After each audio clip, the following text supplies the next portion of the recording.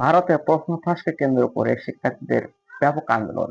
তারই মধ্যে ভারতের প্রধানমন্ত্রী নরেন্দ্র মোদীর ভিডিও বার্তা।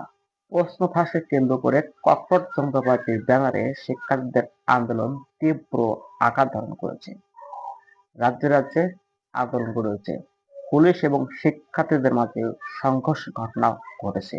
পুলিশ টিয়ার শিক্ষার নিক্ষেপ সহ পুলিশের দমন তীব্র আঘাত ধারণ করেছে।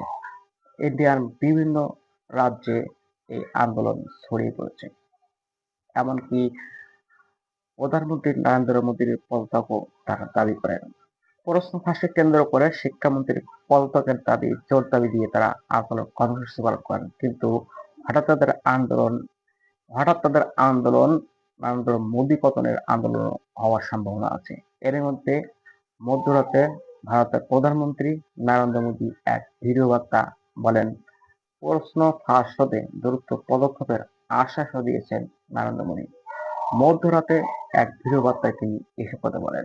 তিনি বলেন, দ্রুত প্রশ্ন ফাঁসের যে ঘটনা ঘটেছে তার কি পদক্ষেপ নেওয়া হয় তা আমরা খুব দ্রুত নেব এবং শিক্ষার্থীদের এই আন্দোলন বন্ধ করার আহ্বান দিয়েছেন এবং প্রশ্ন ফাঁসের যত প্রকার পদক্ষেপ নেওয়া দরকার সেই পদক্ষেপ কিন্তু নেবেন বলে জানিয়েছেন ভারতের প্রধানমন্ত্রী নরেন্দ্র মোদী।